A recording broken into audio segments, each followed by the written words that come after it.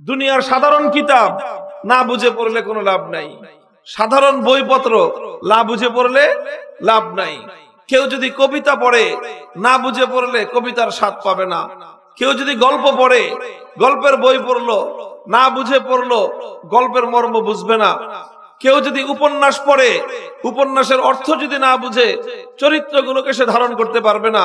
কেউ যদি সাহিত্যের কিতাব না বুঝে পড়ে সাহিত্যের রস সে পাবে না।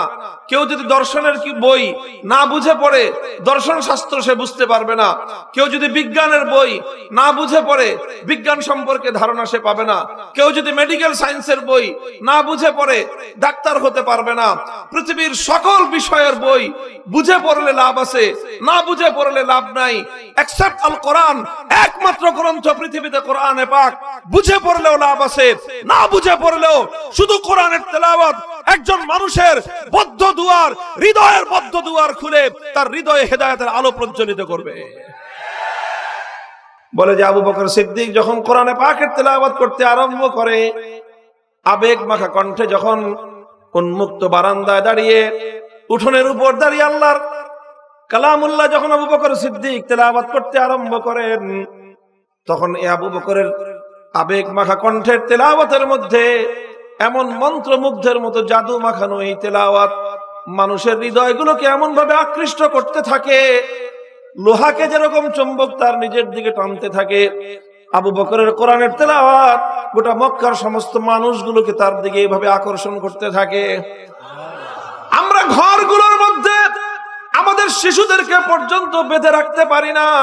সব বাধা মারিয়ে, সমস্ত প্রতিবন্ধকতাকে উপেক্ষা করে আমাদের ঘরগুলো থেকে ছোট ছোট বাচ্চারা পর্যন্ত আবু বকরের কোরআন তেলাওয়াত শোনার জন্য তার বাড়ির পাশে গিয়ে ভিড় জমায়। আমরা এটা বরদাস্ত করতে পারবো না যে আবু বকর এইভাবে মক্কার মধ্যে থেকে তেলাওয়াতে কোরআনের মাধ্যমে সে আমাদের গোটা সমাজ ব্যবস্থাকে ভেঙ্গে চুরে খান খান করে দিবে, আমাদের এত চেষ্টাকে সে বরবাদ করে দিবে। আমরা তো এটা মানতে পারি না। মুহতারাম হাজিরিন, এই ঘটনা প্রমাণ করে যে আল্লাহর কোরআনের তেলাওয়াতের ইফেক্টিভনেস কত, এর প্রভাব কত। আল্লাহর কসম খেয়ে বলি, শুধুমাত্র কোরআনে পাকের তেলাওয়াত পৃথিবীতে এমন শক্তি রাখে, এই আসমান এবং জমিনের মধ্যে আর কোনো কিছুর মধ্যে সেই শক্তি নাই। ونشهد أن سيدنا ومولانا محمدا عبده ورسوله صلى الله تعالى عليه وعلى آله وأصحابه وبارك وسلم تسليما كثيرا. أما بعد فأعوذ بالله من الشيطان الرجيم. بسم الله الرحمن الرحيم. هو الذي بعث في الأميين رسولا منهم يتلو عليهم آياته ويزكيهم ويعلمهم الكتاب والحكمة وإن كانوا من قبل لفي ضلال مبين. بارك الله لنا ولكم في القرآن العظيم ونفعنا وإياكم بالآيات والذكر الحكيم. اللهم صل على محمد وعلى آل محمد كما صليت على إبراهيم وعلى آل إبراهيم إنك حميد مجيد. اللهم بارك على محمد وعلى آل محمد كما باركت على إبراهيم وعلى آل إبراهيم إنك حميد مجيد.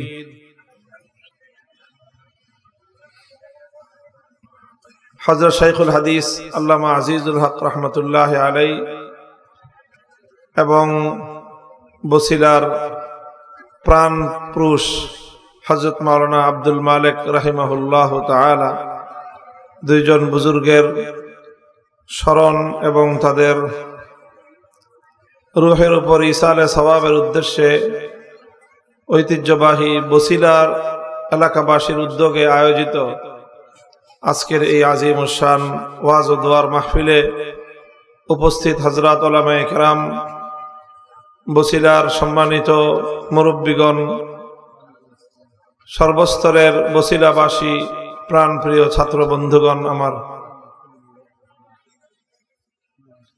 জামিয়া রহমানিয়া আরাবিয়া, জামিয়া রহমানিয়া আজিজিয়া এবং জামিয়াতুল আবরার রহমানিয়া মাদ্রাসা, এই তিন মাদ্রাসার ছাত্ররা হলো বিশেষভাবে আজকে আমাদের এই আলোচনার তারা উপলক্ষ। যতদূর পর্যন্ত মাইকের আওয়াজ পৌঁছতেছে, অল্প কিছু সময় তাদের সকলকে আমাদের আলোচনা শুনবার জন্য অনুরোধ করতেছি। পবিত্র কোরআনে পাকের সূরাতুল জুমআ থেকে যে আয়াতটি আমি তেলাওয়াত করেছি, এই আয়াতের মধ্যে মাকসাদে বিআসাতে রাসূল অর্থাৎ রাসূলুল্লাহ সাল্লাল্লাহু আলাইহি ওয়াসাল্লামের আগমনের উদ্দেশ্য বর্ণনা করা হয়েছে এবং রাসূল সাল্লাল্লাহু আলাইহি ওয়াসাল্লামের জীবনের কর্মসূচিগুলোকে খুব সংক্ষিপ্তভাবে তুলে ধরা হয়েছে। আল্লাহ রাসূল সাল্লাল্লাহু আলাইহি ওয়াসাল্লাম 23 বছরের মেহনতের মাধ্যমে, 23 বছরের তার অবদান এবং কর্মের মাধ্যমে তিনি একটি জাহেলি বর্বর সমাজকে পৃথিবীর সর্বোন্নত মানবিক এবং আদর্শ সমাজে তিনি পরিণত করেছিলেন। তিনি যেই সমাজে এসেছিলেন তারা ছিল বর্বর, তারা ছিল জাহেল, তারা ছিল অজ্ঞ, বর্বরতার অন্ধকারে নিমজ্জিত। সেই সমাজগুলোকে, সেই মানুষগুলোকে নবী আকরাম সাল্লাল্লাহু আলাইহি ওয়াসাল্লাম এমন পরিবর্তন করেছিলেন যে সেই মানুষগুলো পৃথিবীর ইতিহাসে সর্বশ্রেষ্ঠ মানুষে পরিণত হয়েছিল। সেই সমাজটা কিয়ামত পর্যন্ত সমগ্র মানব জাতির জন্য আদর্শ সমাজে পরিণত হয়েছিল। তো কি করেছিলেন আল্লাহর নবী যেই কাজের মাধ্যমে এরকম বর্বর মানুষ সোনার মানুষ হয়ে যায়, জাহেলি সমাজ আলোকিত সমাজে পরিণত হয়? কিসের মাধ্যমে, কোন কর্মকাণ্ডের মাধ্যমে? তো আল্লাহ পাক রব্বুল আলামিন সেই কর্মকাণ্ডগুলো, সেই কর্মসূচিগুলোকে এখানে উল্লেখ করেছেন। সেই উল্লেখের ক্ষেত্রে 4টি কর্মসূচির কথা আল্লাহ পাক উল্লেখ করেছেন, যেই 4 কর্মসূচির মাধ্যমে নবী আকরাম সাল্লাল্লাহু আলাইহি ওয়াসাল্লাম তিনি তার অবিস্মরণীয় বিপ্লব সাধন করেছিলেন। তিনি ইনকিলাব এনেছিলেন বিশ্ববাসীর ভাগ্যাকাশে। সেই ইনকিলাবের যে মূল 4 পিলার, 4 বুনিয়াদ কোরআনে পাকের এই আয়াতের মধ্যে বর্ণিত হয়েছে। একটা বিষয় লক্ষণীয় যে রাসূলুল্লাহ সাল্লাল্লাহু আলাইহি ওয়াসাল্লামের জীবনের যে কর্মসূচি চতুষ্টয় এখানে বর্ণনা করা হয়েছে, 4টা কর্মসূচির মূল কেন্দ্রবিন্দু একটা জিনিস, একটা বিষয়, সেটা হলো কিতাবুল্লাহ। সেটা কি? কিতাবুল্লাহ তথা কোরআনে কারীম। কোরআনে কারীম কিতাবুল্লাহকে কেন্দ্র করেই নবী আকরাম সাল্লাল্লাহু আলাইহি ওয়াসাল্লামের জীবনের মৌলিক কর্মসূচিগুলো প্রতিপালিত হয়েছে এবং তিনি যা কিছু করার এই কিতাবুল্লাহকে কেন্দ্র করেই আল্লাহর নবী দুনিয়াতে এই অমূল্য এবং অসাধারণ পরিবর্তন এনেছিলেন। আল্লাহর কোরআনে তাই বলেছে, হুয়াল্লাযী বা'আসা ফিল উম্মিয়্যিনা রাসূলাম মিনহুম ইয়াতলু আলাইহিম আয়াতিহি ওয়া ইউযাক্কিহিম ওয়া ইউআল্লিমুহুমুল কিতাবা ওয়াল হিকমাহ ওয়া ইন কানু মিন ক্বাবলু লাফি যালালিম মুবিন। আল্লাহর পয়গম্বরের প্রথম কর্মসূচি ছিল তেলাওয়াতে কিতাবুল্লাহ, কোরআনে পাকের তেলাওয়াত। কোরআন তেলাওয়াত করে তিনি শোনাবেন, দুনিয়ার মানুষের কানে কানে আল্লাহর কোরআনের তেলাওয়াতের আওয়াজ পৌঁছে দিবেন। প্রতিটি মানুষের কর্ণকুহরে যেন কোরআনের তেলাওয়াতের আওয়াজ পৌঁছে যায়, এটা ছিল রাসূল আকরাম সাল্লাল্লাহু আলাইহি ওয়াসাল্লামের সবচেয়ে বুনিয়াদি এবং সবচেয়ে শক্তিশালী কর্মসূচি, শুধু কোরআনের তেলাওয়াত। এটা একটা স্বয়ং সম্পন্ন কর্মসূচি। একজন মানুষ সে কোরআনের তেলাওয়াত যখন করে তো নববী প্রথম কর্মসূচি পালিত হয়। রাসূল সাল্লাল্লাহু আলাইহি ওয়াসাল্লামের প্রথম কাজই ছিল যে মানুষ অর্থ বুঝুক বা না বুঝুক, মর্ম বুঝুক বা না বুঝুক, ব্যাখ্যা বুঝুক বা না বুঝুক, শুধুমাত্র কোরআনে পাকের তেলাওয়াত, এটাই ছিল রাসূল সাল্লাল্লাহু আলাইহি ওয়াসাল্লামের প্রথম কর্মসূচি। অনেক মানুষ, অনেকে আছে না বুঝে এমন একটা কথা বলে ফেলে, বা এমন কিছু মানুষ আছে যারা মনে করে যে কোরআন না বুঝে পড়লে বুঝি কোনো ফায়দা নাই, কোনো লাভ নাই। অনেকে তো এর চেয়ে আরো অগ্রসর হয়ে খুব আপত্তিকর একটা কথা বলে যে তোতা পাখির মতো কোরআনে পাক এটা মুখের মধ্যে ঠোঁট নাড়ায় কি লাভ, তোতা পাখির মতো রটনা করে কি লাভ, কোরআনে কি বলেছে বুঝতে হবে, কোরআনে কি বলা হয়েছে সেটা বুঝতে হবে কি হবে না সেটার পরের আলোচনায় আসছি আমরা, সেটা দ্বিতীয় দফার কর্মসূচিতে আসতেছি। কিন্তু প্রথম দফার কর্মসূচি হলো কোরআনে পাকের তেলাওয়াত বুঝে আসুক বা না আসুক, সর্ব অবস্থায় এটা মানব জাতির জন্য কল্যাণকর। এবং আল্লাহ রাসূল সাল্লাল্লাহু আলাইহি ওয়াসাল্লাম যে বিপ্লব করেছিলেন, যে ইনকিলাব এনেছিলেন, মানবতার যেই পরিবর্তন তিনি সাধন করেছিলেন, সেই জাহিলিয়াতের গড়ে ওঠা সেই দেয়াল তিনি ভেঙে গুড়িয়ে দিয়েছিলেন। বর্বরতার যে অসভ্য প্রাচীরের উপর আল্লাহ নবী আঘাত করেছিলেন, নবীজির পর সর্বপ্রথম আঘাত ছিল আল্লাহর কোরআনে পাকের তেলাওয়াতের মাধ্যমে জাহিলিয়াত, বর্বরতা, অন্ধকারের প্রাচীর ধসিয়ে দিয়েছিলেন। তিনি কোরআন তেলাওয়াতের মাধ্যমেই সর্বপ্রথম এই বর্বরতার উপর, অসভ্যতার উপর তিনি আঘাত এনেছিলেন। যারা মনে করে যে কোরআনে পাক তেলাওয়াত না বুঝে, অর্থ না বুঝলে তেলাওয়াত করে লাভ নেই, তারা মূলত কোরআনে পাককে, কোরআনে কারীমকে অন্য আর সাধারণ 10টা কিতাবের মতো মনে করেছে। দুনিয়ার সাধারণ কিতাব না বুঝে পড়লে কোনো লাভ নাই, সাধারণ বইপত্র না বুঝে পড়লে লাভ নাই। কেউ যদি কবিতা পড়ে না বুঝে পড়লে কবিতার স্বাদ পাবে না। কেউ যদি গল্প পড়ে, গল্পের বই পড়লো না বুঝে পড়লো, গল্পের মর্ম বুঝবে না।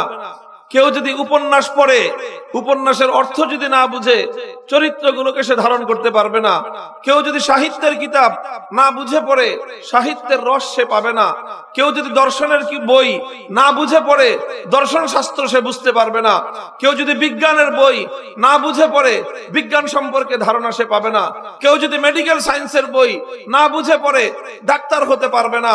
পৃথিবীর সকল বিষয়ের বই বুঝে পড়লে লাভ আছে, না বুঝে পড়লে লাভ নাই, এক্সেপ্ট আল কোরআন।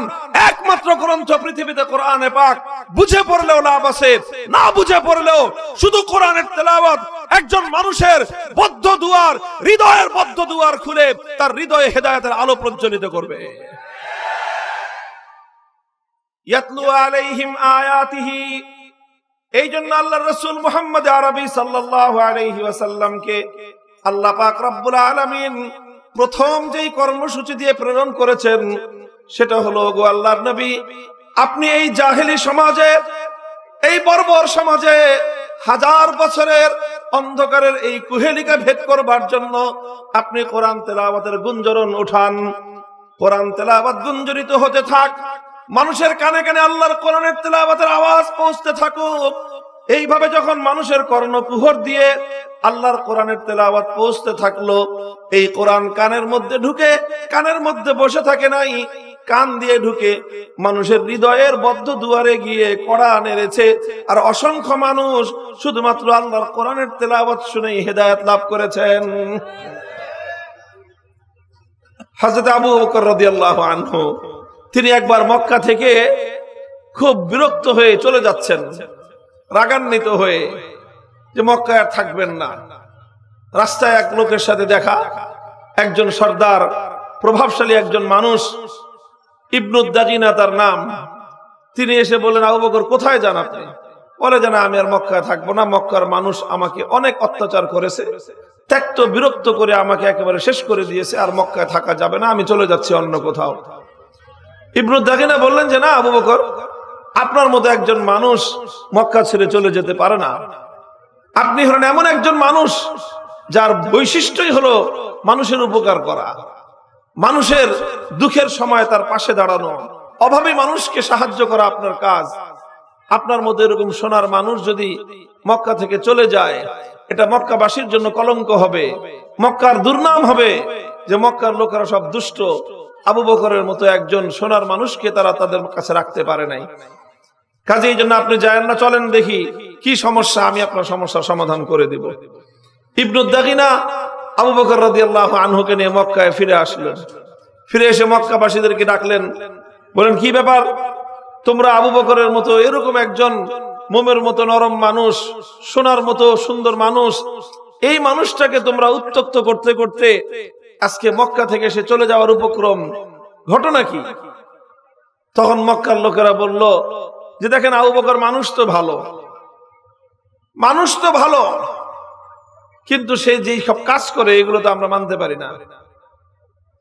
সে অনেক কিছু করেছে, সে আমাদের বাপদাদার ধর্ম ত্যাগ করে মুহাম্মদের ধর্ম গ্রহণ করেছে সাল্লাল্লাহু আলাইহি ওয়াসাল্লাম, আমরা না হয় এটাও মেনে নিলাম। সে সেই মুহাম্মদের ধর্ম প্রচার করে, আমরা না হয় সেটাও মেনে নিলাম। সে মুহাম্মদের উপর নাজিলকৃত কিতাব এটা সে তেলাওয়াত করে, আমরা না হয় সেটাও মেনে নিলাম। কিন্তু কথা হলো যে সে যদি মক্কায় থাকতে হয় আমাদের একটা শর্ত মানতে হবে। কি শর্ত? বলে যে সে যে কোরআন তেলাওয়াত করে ঘরের বারান্দায় দাঁড়ায়, এই ঘরের বারান্দায় তেলাওয়াত করতে পারবে না, তার তেলাওয়াত করতে হবে ঘরের ভিতরে। তেলাওয়াত যত ইচ্ছা তত করুক, কিন্তু ঘরের ভিতরে দরজা জানলা বন্ধ করে দিয়ে কোরআন তেলাওয়াত করতে হবে। কেন ভাই, কি সমস্যা? ঘরের মালিক আবু বকর, বারান্দার মালিকও তা সে নিজেই, তো সে কোরআন তেলাওয়াত করবে ঘরের ভিতরে করবে না বারান্দায় করবে, তাতে তোমাদের সমস্যা কি? না, আমাদের সমস্যা আছে। কি সমস্যা? বলে যে আবু বকর সিদ্দিক যখন কোরআনে পাকের তেলাওয়াত করতে আরম্ভ করে, আবেগ মাখা কণ্ঠে যখন উন্মুক্ত বারান্দায় দাঁড়িয়ে, উঠোনের উপর দাঁড়িয়ে আল্লাহর কালামুল্লাহ যখন আবু বকর সিদ্দিক তেলাওয়াত করতে আরম্ভ করেন, তখন এই আবু বকরের আবেগ মাখা কণ্ঠের তেলাওয়াতের মধ্যে এমন মন্ত্রমুগ্ধের মতো জাদু মাখানো এই তেলাওয়াত মানুষের হৃদয়গুলোকে এমন ভাবে আকৃষ্ট করতে থাকে, লোহাকে যেরকম চুম্বক তার নিজের দিকে টানতে থাকে, আবু বকরের কোরআনের তেলাওয়াত গোটা মক্কার সমস্ত মানুষগুলোকে তার দিকে এইভাবে আকর্ষণ করতে থাকে। আমরা ঘরগুলোর মধ্যে আমাদের শিশুদেরকে পর্যন্ত বেঁধে রাখতে পারি না, সব বাধা মারিয়ে সমস্ত প্রতিবন্ধকতাকে উপেক্ষা করে আমাদের ঘরগুলো থেকে ছোট ছোট বাচ্চারা পর্যন্ত আবু বকরের কোরআন তেলাওয়াত শোনার জন্য তার বাড়ির পাশে গিয়ে ভিড় জমায়। আমরা এটা বরদাস্ত করতে পারবো না যে আবু বকর এইভাবে মক্কার মধ্যে থেকে তেলাওয়াতে কোরআনের মাধ্যমে সে আমাদের গোটা সমাজ ব্যবস্থাকে ভেঙে চুরে খান খান করে দিবে, আমাদের এত চেষ্টাকে সে বরবাদ করে দিবে। আমরা তো এটা মানতে পারি না। মুহতারাম হাজিরিন, এই ঘটনা প্রমাণ করে যে আল্লাহর কোরআনের তেলাওয়াতের ইফেক্টিভনেস কত, এর প্রভাব কত। আল্লাহর কসম খেয়ে বলি, শুধুমাত্র কোরআনে পাকের তেলাওয়াত পৃথিবীতে এমন শক্তি রাখে, এই আসমান এবং জমিনের মধ্যে আর কোনো কিছুর মধ্যে সেই শক্তি নাই। মানুষের হেদায়েতের জন্য, মানুষের পাষাণ হৃদয়কে মোমের মতো বিগলিত করে দেওয়ার জন্য এই মহাবিশ্বের মধ্যে আল কোরআনের তেলাওয়াতের চেয়ে উত্তম আর কোনো কিছুই থাকতে পারে না। এই জন্য আল্লাহ পাক রব্বুল আলামিন রাসূল আকরাম সাল্লাল্লাহু আলাইহি ওয়াসাল্লামকে সর্বপ্রথম যে কর্মসূচি দিয়েছেন সেটা হলো ইয়াতলু আলাইহিম আয়াতিহি, তেলাওয়াত শুরু করেন, মানুষের কানে কানে তেলাওয়াতের আওয়াজ পৌঁছে দিন, ঘরে ঘরে আল্লাহর কোরআনের তেলাওয়াত গুঞ্জরিত হোক।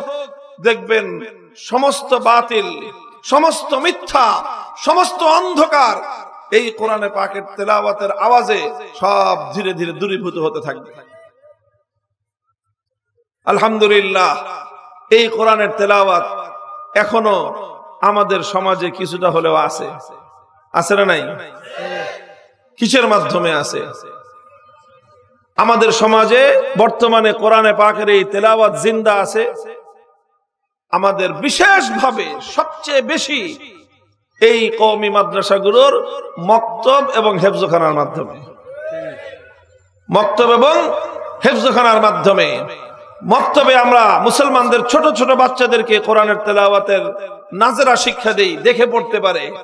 হিফজখানায় এই কোরআনে পাকের তেলাওয়াতকে এক একটা বাচ্চা হৃদয়ের মধ্যে, কচি হৃদয়ের মধ্যে খোদাই করে দেওয়া হয়।